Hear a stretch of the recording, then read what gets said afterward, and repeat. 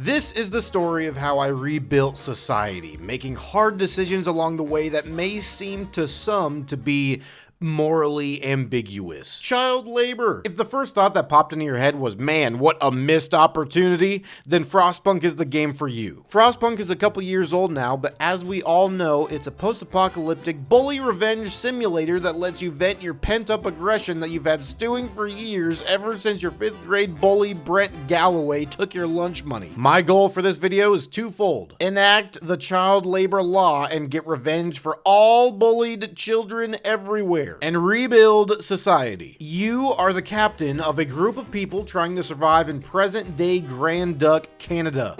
You start off right here like this, with not a lot. Now, let me make a quick aside and say that I'm no stranger to tricky games. I grew up playing StarCraft, Age of Empires, Commandos 2, and I had a good time. Since those days, I've moved on to other genres of games, but would like to come back. This game is my first real venture back into this gaming space. Before starting to record for this video, I had absolutely zero experience with Frostpunk. My dad had told me about it, but I hadn't played even a minute of it myself. So you could say I was coming into this game cold. So here we found ourselves, surrounded by steep cliffs, with basically nothing but this massive generator and a dream. We make the folks start to work. Now, trust me when I tell you I didn't know much about this game. I thought you had to make roads out to the piles of resources in order to gather them. 21 people died basically right off the rip. I took the time to write down the names of each and every citizen I had in town, grouped by families, for the purpose of using them in this video, only to have 21 of them die immediately. I never wrote down another citizen's name. We start getting cold. I figure now is a good time to finally start the dang generator. We dismantle a building. Why? Couldn't tell you. I think I was trying to make it easier for myself to make more roads out to resources. We get wood. I make the call that we need to extend working hours. No time for slouching. And we start to branch out. I say we start to branch out because I was not good at this game. Look at this abomination. That is absolutely unnecessary and a waste of time and wood. But hey, your boy didn't know. Time passes and I broke a promise for housing, which isn't a good look. The look is so bad, in fact, that they nearly tossed me out of town. Me, their captain. We build a cemetery because I'm no monster. We gotta bury the dead. That, and there was a dead body in the street a little earlier, which people typically aren't jazzed about. We stockpiled 200 coal, finishing that first objective the game gave us. Another person died. It's not 21 like the first time, but still not ideal. But all is not lost though, because I finally signed a law that put the kids to work. Do you know what method has been proven to work with 100% effectiveness at dispelling bullying among children? Gainful employment, gathering coal. See you Monday. We rearranged some buildings. We put some kids to work in the cookhouse, right? Another person died. It clearly was the kids in the cookhouse, not cooking the chicken long enough. Yeah, it wasn't the kids, but whatever. I continue building new things, teaching kids valuable life lessons. We sign a new bill, sustain life. The people eventually get a bit peckish. I break another promise that I had made to the people about getting places for sick people. I see some people walk off into the snow, not knowing that I would soon be joining them. We get tossed out of town. But as it happens, as I was wandering through the snowy wastes, I found another last city on Earth, and they not only let me in, but let me be their captain. We got a second chance. This time, we turn the generator on sooner. We build a ton of houses this time. Not gonna be about the homelessness. And once the final house is built, we fulfill a promise. Heck yeah. We put the kids to work once again. Can't bully a pile of coal, can ya? We overall are doing much better than the first time. We sign a new law for the kids. It gets colder, which isn't great. A child gets injured at work. Well, hopefully next time you won't get distracted, Jimmy. Now won't ya? I overclocked the generator a bit. At this point with my experience with the game, I'm still not super good, but I probably figured it'd help against the cold. Also at this point, with my experience, seeing the number of hungry people just fluctuate up and down wasn't great. We build a beacon. The beacon was a big step in the right direction. I learned how to send scouts out into the wilderness. My scouts shortly found some people, and we have them bring them back to the city. We start researching the sawmill. The sawmill is a relatively big deal because it would let us cut trees down, which would allow us to not solely rely upon the piles of wood just laying around. We put the new folks to work. We build that sawmill we researched. We double the capacity for the health facilities. We upgrade the generator. Now, remember how I said earlier that the beacon was a step in the right direction? The reason for that is because we were able to send out scouts to go look for other people and or resources. And while they were out, they found a huge robot. They sent it back home, and the robot actually made its way back to the camp safe and sound. We put it to work. The robot is awesome because it'll work around the clock and replace an entire workforce for that given job. It's pretty slick. Eventually, a child dies from lack of food, and that is pretty sad. I want to teach kids a lesson, not straight up starve them to death. Not long after that, a stranger from outside of town rolls up. He says he's from a place called Winterhome. He dies immediately. Because of this guy, we now know that we're alone. Painfully alone. All the way up here in Canada. People lose hope. I try to give them purpose. We have a choice to make. Order or faith. And I decide we go the faith route, right? We start to build some churches. Now at this point, the kids are kind of scattered about. Some gathering materials, and one walking right beneath the foot of our automaton, apparently. I try to save the kid. One of the churches is finally built, but the kid dies not long after it's finished. So, now, multiple kids have died. Do you think they learned to not bully other kids? I'm gonna guess they have. You know what? They have. They have. I'm gonna go ahead and cross off that goal. That goal is good. We're done with that. Although we got that one goal solidly crossed off, things aren't looking great. We get kicked out again. Okay, so at this point, I now have a better understanding of how difficult this game is. We start again. Third time's the charm, right? We start off doing our thing, and we're doing it much better this time. I figured I'd be nice this time around, right? I don't hire the kids. I want to be a good guy. I want to sign good laws. I want to get a leg up on the Canadian winter. Bad choice of words. We build the beacon again and send that crud into the sky. We bring people back yet again. Again, we find the automaton, which won't be stepping on kids this time because they're not out here in the workplace. You remember how a guy from Winterhome rolled up last time? This time, we actually discover Winterhome, and it's not good. Winterhome is gone. Hope falls drastically. People are less than jazzed. We decide to go the faith route again. We build two churches right across the street from each other. Baptist on the north, Southern Baptist on the south. We feed starving people, which is good. The robot shows up again, which is always a huge help. Now, here's the thing. After the discovery that we were woefully alone out here, some people got the idea they wanted to head back to London. They figured it would be better there than here. So if you glance over here with me, you'll see a number of Londoners. That number of people are who all want to leave for London. And what's more, the Londoners act up, like right here, vandalism. So that's not cool. I broke a promise, and we nearly get kicked out of town yet again. But we make it through. We build up some hope, and people still trust us enough to be their captain. Unfortunately, I see a cold snap coming on the horizon, even though it's cold as crud already. The Londoners cause more grief, but at this point, I feel like there's only so much I can do. Our scouts find and save kids, even though they aren't on the payroll anymore. We make prosthetics. The cold snap snaps. It gets colder than it has ever been before. Now, we had two groups of scouts who were out scouting, right? One of the groups was out west, which was where the kids were. The other group was out east, and they actually found another town like how we found Winterhome earlier. This place was different though. It had an electric dome covering it. The place was called Elon Town. We send in the scouts, and they don't come out. That was the last last we heard of those brave souls. Back home, we sign another good law, but time ran out for the Londoners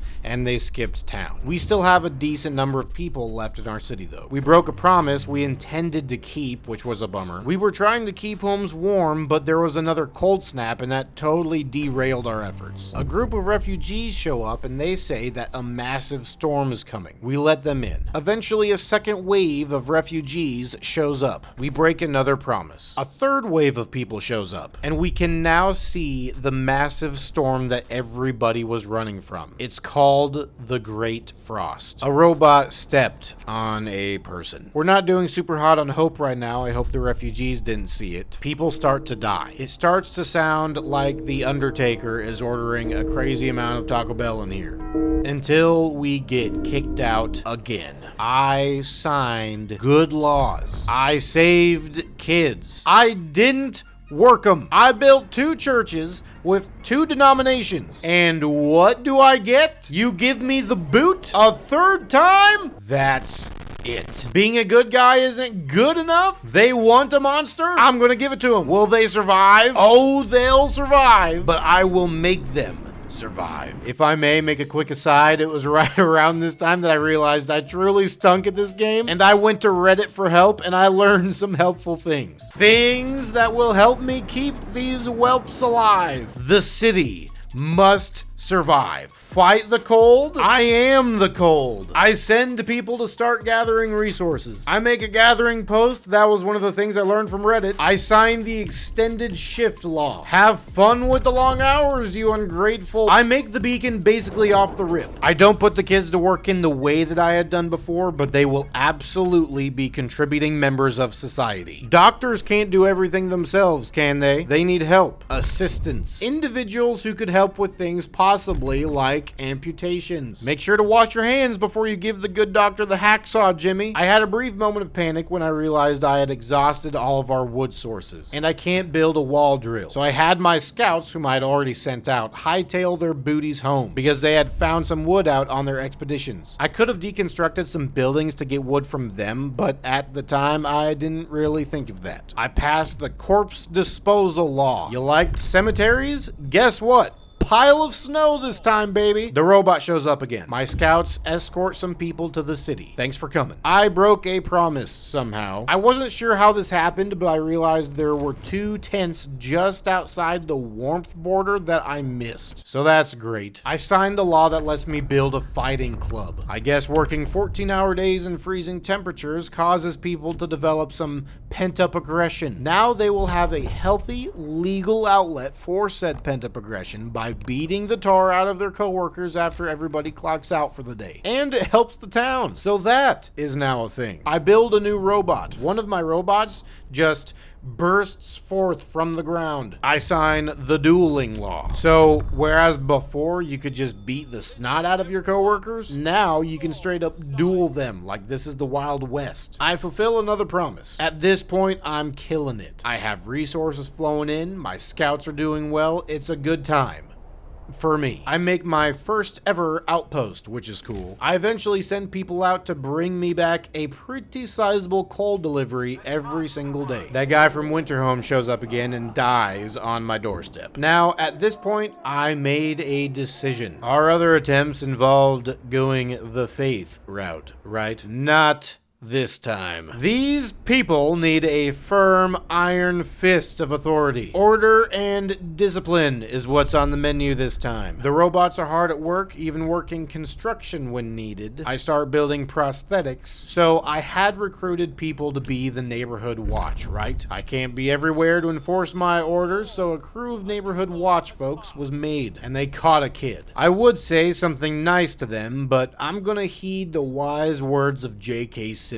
There are no 2 words in the English language more harmful than good job. Couldn't have said it better myself, J. Jonah Jameson. I build guard towers. My first Hunter airship gets back, which looks pretty cool. Once my guard towers are built, some changes are made. Speakers are installed, and my guy, who alerts people when it's time to get to work, now does it over the speakers. Order, people.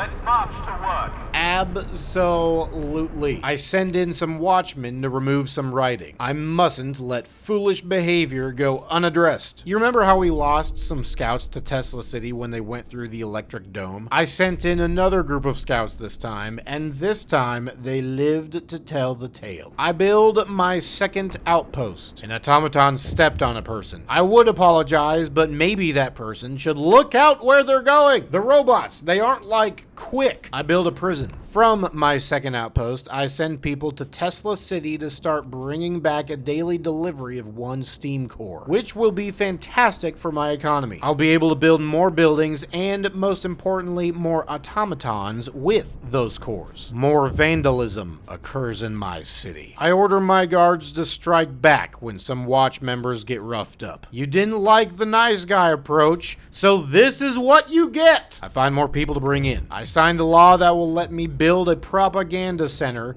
which is exactly what it sounds like. My guards caught the vandal from earlier. I build my propaganda center. More changes take place. I will ensure that we survive this winter, and here's my logo. A duel takes place, which very well might be my first one, which is exciting, right? But every time there is a duel, it's not like for sure that somebody is gonna die. So what? They both shoot at the same time, realize they are both horrible shots, and have this moment of realization and shake hands and leave? I don't know. I send my guards after thieves. I will not allow thievery to exist within my walls. I sign the agitator law. The agitator law is hilarious because it lets me build loudspeakers over which some person will just yell at all the workers within earshot of said loudspeaker. I built 3 of those suckers. Up to this point, I've had tents for the people to live in, right? Well, I decided to upgrade them from tent